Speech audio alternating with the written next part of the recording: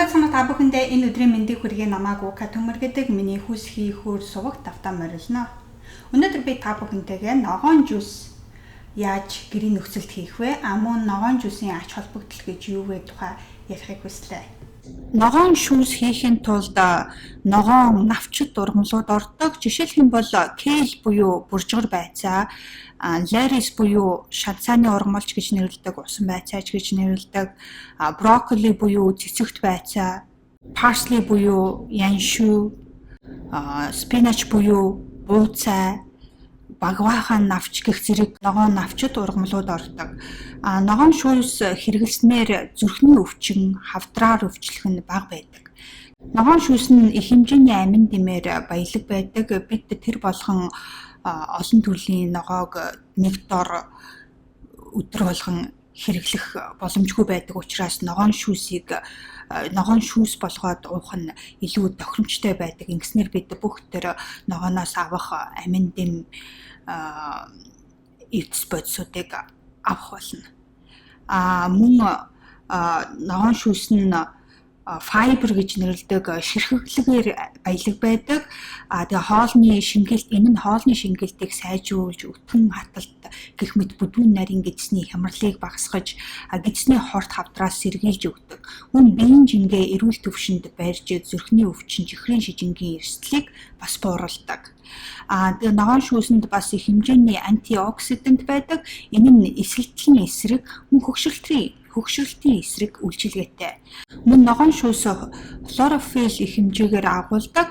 Энэ нь агаарын бохирдол, мөн өдөр тутмын бидний хэрэглэж байгаа бүтээгдэхүүнүүд, хоол хүнснээс хүний биед үүсч буй тэр хорт бодисуудыг биенээсээ гаргаж цэвэршүүлэхэд их тустай байдаг. Ногоон шүүс нь цус түлжүүлж, дархлаа тогтолцоог дэмжиж, илгийг цэвэрлэж, хоол боловсруулах эрхтэнг сайжруулж, биенд байгаа муу бактерийг устгах, мөн биеэс гарах элэг үнэрийг хүртэл багасдгаараа ач холбогдолтой юм аа. Тэгэхээр өнөөдөр би та бүхэнтэй нэг стакан ногоон шүүсийг яаж хийх тухай үзүүлье. Тэгэхээр надад байгаа ногоон ургамлууд юу байна вэ гэвэл кейл байна. Энэ кейлийг буржгар байцаа гэж нэрлэдэг. Надад шанцайн ургамал гэж нэрлэдэг ларис байна. Celery байна. Үүнийг яг монголоор яг юу гэж нэрлэдэг би сайн мэдэхгүй байна. Хэрвээ та монгол нэрийг мэдэж байгаа бол доор комент үлдээгээрэй. Тэгээд үүн бас бууцаа хэрэглэж болно. Түүнийг спинач гэж нэрлэдэг. Мөн яншүү, амтлах журмаар яншүү хэрэглэж болно. Брокколи хэрэглэж болно. Цэцэгт байцаа гэж нэрлэдэг. Брокколиг би тэгж бодож байна. Тэгээд ямар төрлийн жимс байна вэ гэвэл надад одоо лир байна, алим байна, банан байна, тэгээд оранж байна, нэг лимон, нимбэг байна. За тэгэхээр эхлээд энэ ногоонуудаа маш сайн угаана. Тэгэхээр би бараг савнахаас наагуурч юм болдог ногоо угаах чинь гэж нэггүй өнцөг болон бүрийг тэнийж байгаад маш сайн угаадаг. За ингээ угааж цэвэрлээд бэлэн болсон ногоогоо жижиглэж хэрчин.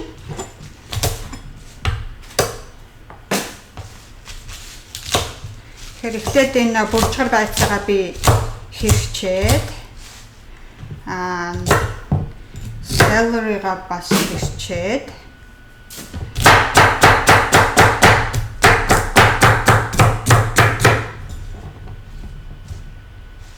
тэгээд дараа нь энэ lettuce гэдэг байгаа энийг нүзүүрүүдээр нь байгаа энэ хар жоохон тийм хэсгүүдийг авч хаяад нэг нь авч байхад болох байхаа. Нэг стаканд хоёр бол арай л их баг.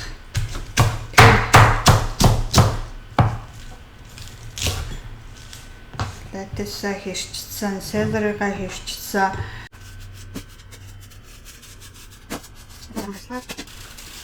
Тэгэхээр нэг бүтэн алим ихэд нь магадгүй энэ алимнаас талны тал ч юм уу орох байх. Лир байна. Энэ лирийн бас жижиг хэсэг нь л орно ах. Тэр бүгд нэрээ орохгүй. Яг л нэг стакан учраас Тэгээ нэг бүтэн лэр, нэг бүтэн алим, нэг бүтэн банан хийх юм бол 1 стаканаас илүү 2-3 стакан ногоон жуус ороход хэрэг болно. Тэгэхээр энэ бананы бараг тал нь орох бах 1 стакан. Тэгтээ яг бүтэн банан, бүтэн алим, бүтэн лэр бүгдээрийг нь хийгээд нэг томоо хэмжээгээр хийгээд зарим нь хөлдөөгөөд зарим нь тэр өдөржингөө бас уусан ч болно. За тэгээд одоо лирээ хэрччихээ. Жижигээр хэрчээд мөн алим нь бас жоохон дорн таван хэрччихээ.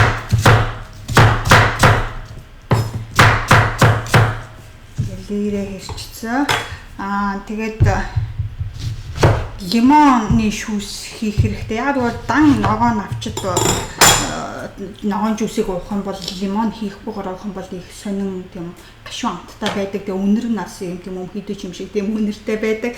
Тэгэхээр лирийн лимон нимбэг хийснээр тэр эвгүй амтын эвгүй өнрийг маш сайн дарж өгдөг. Тийм болохоор лимон хийсэн анхудаа хэрэгж авал лимон юу н хийсэн дээр гэж боддог. Лимонгүй бол баг уухад хэцүү.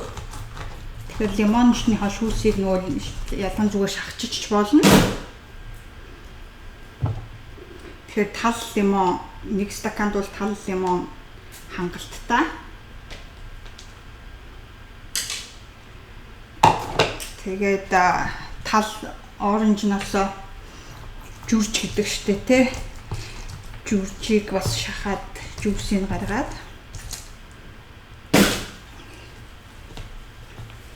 хэрэглэчин.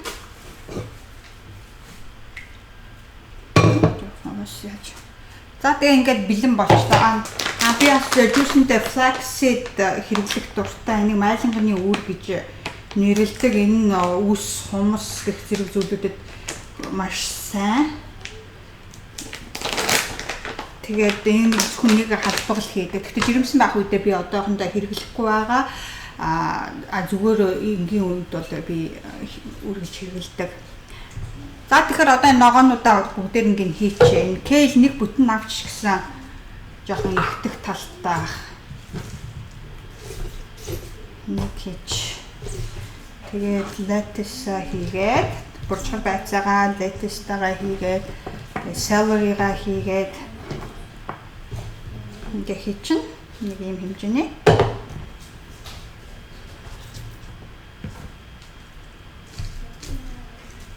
Тэгээд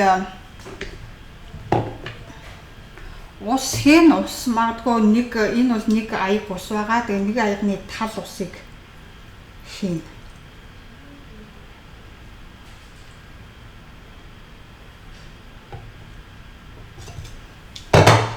Тал ус хийгээд энийг таглаад блендер дээрээ блендертэндээ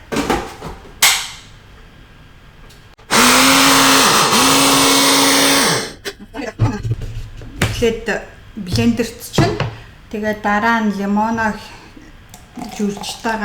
журжийн шүүстайгаа хийгээд энэ чинь лирээ хийгээд тэгээд альмаа хийгээд дараа нь банана хийчихье. Банан би бүтэн бананыг надад хийлээ. Хүүтэйгээ угааж явах учраас бүтэн банан хийлээ. Хүүтэйгээ хувааж явна. Тэгэхээр хүүхд тэгээд майлангийнхаа үрхээс хийгээд буцаагаад таглаад одоо ингээд бүгдийг бэлэн болсон бүгдийг бленд хийчих.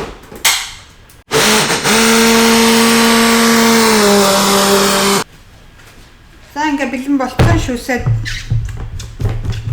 блендертэй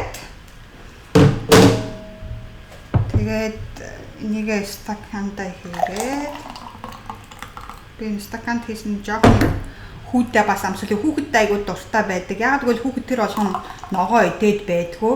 Тийм болохоор би өөрийнхөө хийсэн жүүснээс жоохон хэмжээнийг заримдаа бүтэн, заримдаа хагас жоохныг хүүтэй өгдөг.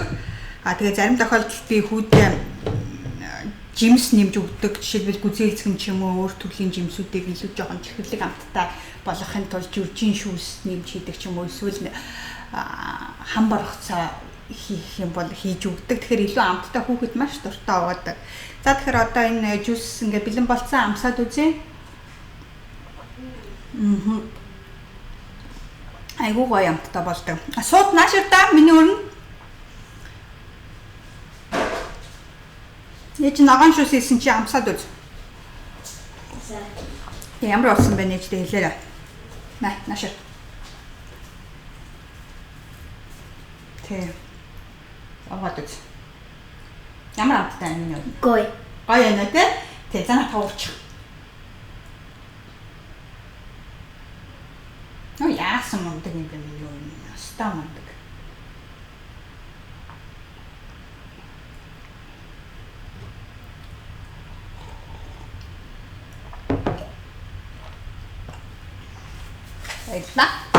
За тэгэхээр өнөөдөр та бүхэн ногоон шүүсийг гэрийн нөхцөлд яаж хийх вэ? Ямар ач холбогдолтой вэ гэдгийг мэдэж авлаа. Хэрвээ танд энэхүү бичлэг таалагдсан бол лайк дараа, цааш найз нөхдөд түгээгээрэй.